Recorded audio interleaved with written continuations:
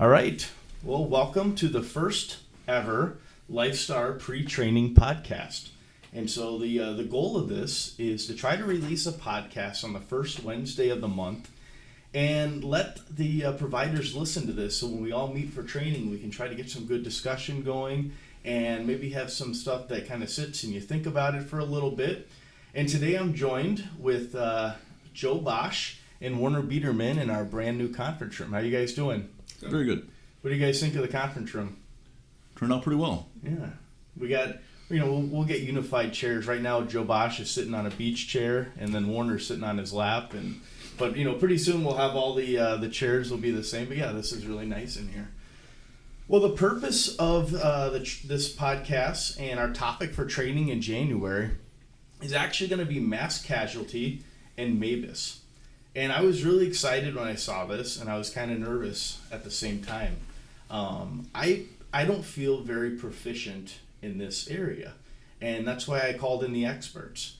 Warner's got years of experience. Joe Bosch, everybody knows him as the handy radio man around the area. He's always coming out there and working on the radios, and any radio questions, I always ask Joe about them. And so I thought, let's bring in the experts, let's sit down, and let's have a discussion. And, this is going to be kind of informal. We got a couple of topics that we're going to talk about and try to get some good discussion going. I anticipate this podcast lasting, anywhere from 20 to 25 minutes. But the purpose of this is just to get you thinking, get your head inside those MABAS cards, and start thinking of what our protocols are for triage. So I'm going to start off, and I'm going to ask both of you guys, what is the purpose of MABAS? And we'll start off with you, Joe. What was MABAS designed for? MABAS is designed to ensure that one entity is not totally depleted of all of its resources. In the past, the experience is that if Service A was having a fire, they'd empty out their whole station house and start emptying out the station houses from the surrounding departments. The way MABAS is set up is that you'll pull an engine, for example, for a fire from your service. You'd pull an engine or two, maybe another engine from one of your surrounding agencies, but still keeping resources available for any secondary calls. Interesting. And I understand this didn't start in Wisconsin until what, the late 1980s, 1987? I think it was more around 87 that it started working in Wisconsin. Prior to that, it was established by the Chicago Fire Department. Oh, really? So this all started down in Illinois? In mid to late 70s, Chicago Fire started on that. Interesting. Well, who does MABAS apply to? And so I'm going to ask Warner. Warner, who exactly does MABAS apply to? Does it apply to us at Lifestar? Sure does. So it basically depends on if you sign that agreement with the MABAS system, correct? There's a few different layers on that. The fire departments have to sign on as being an agency that's willing to follow the MABAS rules. There's different governing agencies that fall within it. There's different contracting agreements that they have to have to utilize the title MABAS. As a 911 provider in our different service areas, we're able to be utilized under MABAS. Through the majority of our response areas, we're able to initiate MABAS calls. There is an area that we are not able to at this point to pull a MABAS card, but the other two responding areas we can. Yeah, that's an interesting point, and that's kind of something new to me. Why don't you expound on that a little bit? What areas can EMS activate the MABAS system? Columbus is one. So Columbus is one. Station 5 units can pull a life safety card, only a life safety card. Call the county dispatch that paged them out and request whatever level of alarm that they want. Whereas in Slinger and in my understanding in Waupun, they have to go through the fire service in order to initiate any MABAS requests. Interesting. So, Joe, let's say me and you are on scene or we're responding. When are we going to activate this? Once we get on scene or while we're responding? That could be both ways. It depends on what the initial call is. If you're going out to something that dispatch is already telling you you've got multiple patients that are more than what your one ambulance can handle, you can start considering either just if you have 4 patients, you might want to have dispatch send out a second ambulance. If you're getting more than 5, 6, and upwards from there, you might want to consider initiating a MABAS call. Interesting. So basically the same way like we would maybe get flight going if we know it's going to be a call that would need flight, that Correct. same mentality. Correct. Depending You on wanna what think- information we get upon dispatch. Depending on what the information you receive, you want to start thinking outside the box. What's the worst case scenario? I'd rather have resources responding. I can always turn them around, and there's going to be no heartburn. Whereas if I get on scene and everything's hitting the fan, now I've got to wait, and my patients can be suffering while I'm waiting for the other units to get in. Gotcha. And we know, once you get on scene is when the chaos kind of starts. And Correct. So yeah, that makes sense. Were you gonna say something, Warner?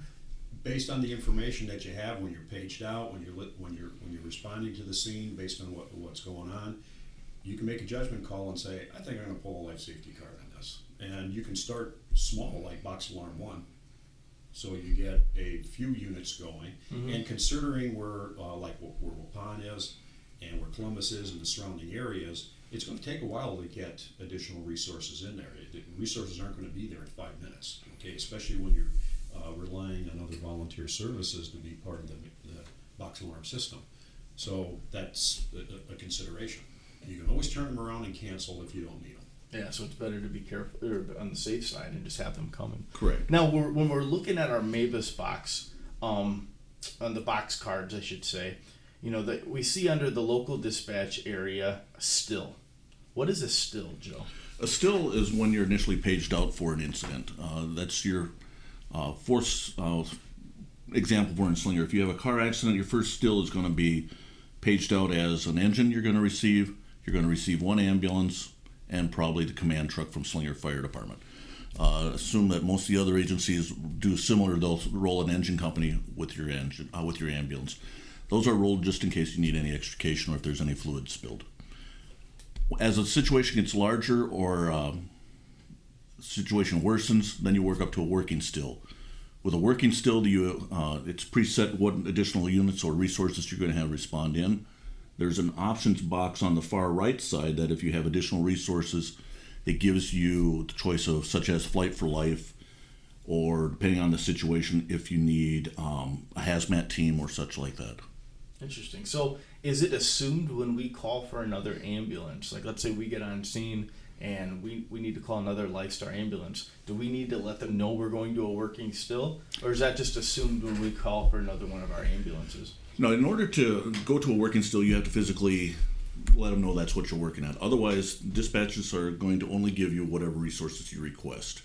If you're on a simple motor vehicle accident and you get on the horn and request 3050 is requesting an additional Lifestar ambulance, they're going to page out another Lifestar ambulance to you, and they haven't changed anything on their scheme of anything. But where you want to consider it is if you've got additional resources that you need outside the box. Contact, if you have an established incident command or nobody's taken incident command, it's doubtful if you're going to be working off of a box system. Interesting. So who is the best person to take command in this type of situation? Well, if you're talking, let's say, like a motor vehicle accident, Yeah. the first unit in, one of those people need to take initial command and to make sure that the triage is done, the scene size up is done, calling for resources, getting an idea on patients. And then the second unit can come in, depending on among those 4 who would be best situated to do the incident command. Technically, they say that the first unit in is responsible for triage, the initial call for resources. The second unit in, one of those would be EMS command. Now, there's some folks that don't want to be command. Right. Okay. So, among those 4, somebody's going to need to do triage, someone's going to need to be EMS command, and let them work that out. So when this fire department arrives on scene, you guys agree that doing a face-to-face handoff of command to them is always the best? Anytime you do a change of command, it has to be a face-to-face handoff. Sure. It cannot be over the radio. It cannot be over the telephone. You have to do a physical handoff to another person to assume command. Depending on the size of the situation is where it'll dictate if you relinquish EMS command over to somebody else or if we maintain it and work under unified command. So when we were talking about this before we started recording, we were talking about the different radio operations that are involved within this. And I think we've all been there, probably not you guys, but a lot of us, us listening and going about this have seen where we get paged and we're trying to figure out where iFern is on the radio. We're wondering when should we switch to iFern. what is a simple way of looking at this? I think the way you said it was very simple as to knowing when we should switch to iFern. The simplest way is, if you're going to end up using iFern, is to listen to dispatch. If they page it out as a MABAS call, all units acknowledge and respond on iFern. That's the easiest clue that you should be moving over to iFern. Otherwise, you just maintain on your normal operating frequencies. So how do we get to iFern on our radio? So we're listening to our podcast right now, and we're sitting outside in the ambulance, and we're playing with the radio. Where do we go on that? If you look on your radio, if you scroll up through the different banks to where it says statewide, under statewide, it'll have iFern 1 or iFern 2. The difference between iFern 1 and iFern 2, keep it somewhat simplistic. iFern 1, they actually at the dispatch center have to flip a switch to turn a set of repeaters on to open up that area. iFern 2 is if it's just in a local geographic area where you're able to talk short distances. You're going to want to operate on iFern 1. iFern 1. So that should be the standard that you would go to. Don't even worry about iFern 2. Right, but what happens is as you're going through it, iFern 2, if you're scanning, will light up because it's on the output frequency that you're going to hear it. Gotcha. But take it off a scan and just put it right onto iFern 1. Now, we were talking about EMS command stations. When should we be switching to an EMS command, and what's the best station for that, or best channel, I should say? It depends on the situation. Generally, EMS-C is a good option, but it also depends on what the local situation wants. Okay, well, what does fire want? What does hospital want? What do the services want? In Columbus, we practiced with several different frequencies, and my preference there would be to use EMS-C. But if you start off small and you know who the officers are, you say, let's talk on this frequency, okay, and make sure that they're using that frequency and not dialing off all the time, and that they speak clearly into the radio, and they only use the radio when they really need to communicate information. And always use clear text. Any jargon is not to be utilized on, shouldn't be used anymore on our radios, but straight talk for any situation that you need. That way it's not misinterpreted. And as far as jargon, what do you mean by that? We don't use a 10 code. We don't use... So we shouldn't say niner? No. Should we throw any niners in there? Or? Should not be. So just clear text, say exactly what you need, and try to reduce that time you spend on the radio to very minimal, to the point. Correct. Those of us that work here on the east side, we've got the trunking system. Many of us have had situations where you're trying to get through on normal radio traffic and you get the busy signal. Yep. Because everybody and their brother has something to say and they all want to say it at the same time. That's no matter what frequency you're on. That's why if we can identify an EMS channel that's on an analog, it's not digital, it's not shared, or not having to share the same pathway, it's its own frequency, you have less of a chance of a busy. Right. And in the remote stations, they should try to determine how the fire departments are going to utilize their fire ground frequencies. I mean, what are they going to use fire ground red for? What are they going to use fire ground blue for? Because a lot of the services have got that pretty structured that like a RIT team might use one frequency, the water refill, the tankers are going to use another frequency. Staging and such. And all those kinds of, they've already got that pre-established. So Lifestar needs to find out with whatever services they're using, what frequencies can we use. Some services don't have those pre-existing ones. They might have one to go off on their main frequency if they have a lot of chatter, and that's about as far as it goes. So each station needs to find out what works for them. What roles may EMS play in MABAS? So I know we might obviously be doing patient care. We've been known, especially on Slinger, to do change of quarters. Are there any other roles that you might see EMS in? Well, rehab is an important one. Okay, yeah. A firefighter rehab for those that are actually involved with fighting a fire. If you have a hazmat team there, an ambulance has to be assigned to the hazmat team to deal with their pre-entry and post-entry vital signs and then rehab. Just the general standby in case one of the firefighters get injured. EMS is required by MABAS rules to be there. Interesting. When you are responding for a change of quarters, I know we talked about this earlier, what's the best way to go? Do we turn on the lights and sirens and go 90 miles an hour? That's a code 2 response. You directly respond to the area that you're doing a change of quarters for, such as if you're doing a change of quarters for Hartford from Slinger. You go the most direct route, not lights and sirens, within the normal limits and confines of the law, respond to their firehouse, and report there. What you're responsible for at that point is any calls that come in for their jurisdiction. That makes sense. So when we're looking at, or I should say when we hear a MABAS box card getting called out, you hear something like 21-3-3. What do those numbers represent? So let's start with 21. What would 21 or 22 or whatever the first number is, what is that assigning? The first pair of numbers identify the jurisdiction. Where you brought up 21, that identifies that it's a Slinger fire. Okay. Slinger is the originating area or where the incident is at.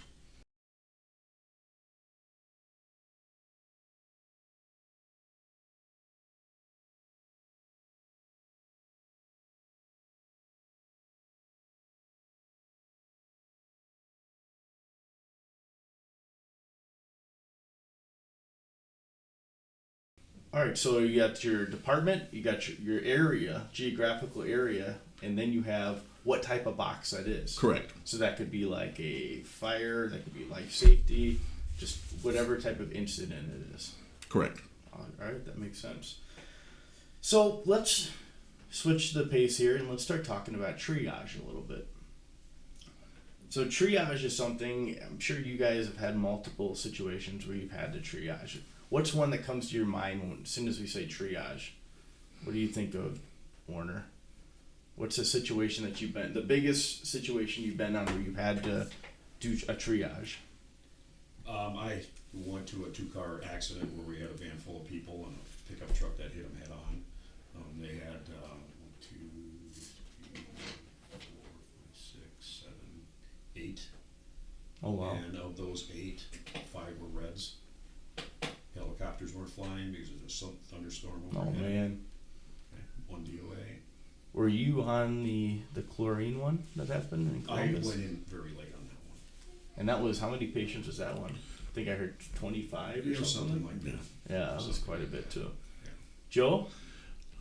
Happened on the chlorine leak. I've had multiple motor vehicle accidents over the years. Main ones that we get involved in are motor vehicle accidents. And I'd say that's probably the most common one is the motor vehicle accident. So what makes something a mass casualty incident? Well, if the incident overwhelms the immediate resources that can be there. Okay, you traffic accident, first rig gets there and says, oh shit, here we got 8 patients. I mean, 1 rig will be overwhelmed with 3. Correct. Okay, and so you calling more resources. And so was it a mass casualty event in the sense that you might have 20, 30, 40 makes the national news? Most of them are fairly small, and we don't even think of them as mass casualty events. But we go through a triage of these people, and even though some, many times we don't even stick a tag on them when we're talking, half a dozen folks, mentally you're doing that triage there. And then you're also calling for additional resources to handle those things. You're managing a small mass casualty event, and people don't even realize it. You're just going about doing it, and it seems like it's pretty everyday kind of stuff. Right. But people start to get concerned now, thinking, how can they handle something that might be 12 or 20? It's just a matter of expanding the spectrum a little bit in thinking and adding some extra people that can help manage that situation. So when we're doing our training in January, we're going to be tabletopping some scenarios, and I asked you guys to kind of help me out with that because I've never done that before. And from what I understand, starting small and just each time getting a little bit bigger is the best way to do this efficiently. Correct. So you start off, like you said, with a tabletop situation, then you go to was it a functional, and that's where you actually bring people in and use.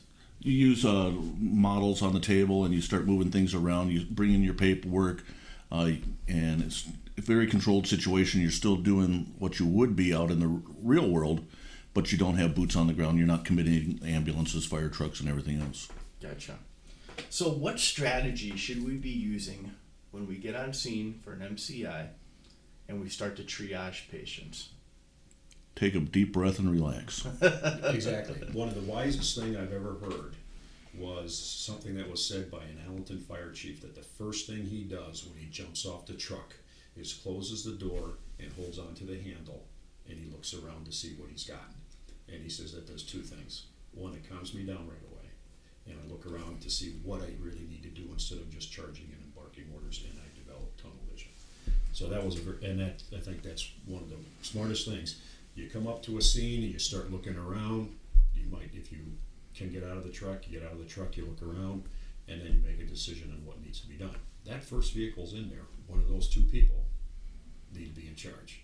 And that's probably the biggest failure in properly managing a multiple patient site is when that first squad does not take a hands-off approach initially on the patients to decide what is needed here. How many patients do we have? What resources do I need? And then does a triage and makes the proper notifications to dispatch, to fire that's responding, and to the local hospital. So we talked about that we were using the START triage. That seems like it's the most commonly used within our system. How exactly does START triage work? Well, let's talk a little bit about START, but let me preface that with SALT. SALT came out, was being pushed by I think it was the Physician Advisory Council to EMS in the state of Wisconsin. One of the aspects of that that's different than START is that you have an extra layer of tagging as far as the criteria. You got red, yellow, green, gray, and then black. And gray being what, the expectant? Expectant, yeah. Okay. And when you look at it, it's sort of hard to find cards that have got gray on it. Okay, we're using triage cards here. Mm-hmm. So, and there's some little nuances in there that make it a little more, a few more things that you have to remember compared to START. So what I'm using in Columbus, and if anybody asks me, what are you using? I'd always recommend START because it's easy to learn, easy to use, easy to remember. And the first thing to do is, okay, I got all these patients out there, is you need to sort of get a count, but you also have to start assigning tags to these people at the right criteria. First thing you do is, anybody who can hear me and can get up, and then go over and tell them where you want them to sit. And what you got there is the people that are going to be green, at least initially green. They're going to be tagged green because they can follow commands, so that means they got a good mental state. They can get up and walk, which means they probably at worst they have minor injuries. Okay, and you can wait to You do kind of things with filter them. out You're a big filtering crowd out. of people. Right. So what have you got left? You got your red, you got your yellow, and you got the deceased. So then now you go from patient to patient. The first person in, the first commander's triage officer, or perhaps if that one of those two people have to do the triage and also get a count. So they take a tag, they go up to the first person. You use RPM, respirations, pulse, mental state. Okay, go to the first person, talk to them. Are they responding? If their respiratory rate is above 30, they're a red. Tear off, put that tag on them. You got a string. Okay. Let's say the respiratory rate was less than 30. Assess their radial pulse. Is it present or not? If it's present, then you move on to evaluating what their mental state is. But if it's absent, red. Okay. Their respiratory rate is less than 30. Their radial pulse is present, so you go then on to mental state. If the person is talking to you and you feel, oh, this guy's sort of with it, he has an injury that he can't walk because he didn't walk off with the other ones. That person's a yellow. Okay. Tag him yellow. When you come up on a person and they're not breathing, open the airway. Listen for breathing. If they're not breathing, if they don't have return of spontaneous breathing, they are black. They're dead. The only other intervention that a triage officer is allowed to do under START is, if they have profuse bleeding, is apply a tourniquet. Try to get the bleeding to stop. Otherwise, they continue. So that's all we're doing for controlling bleeding is putting a tourniquet on it.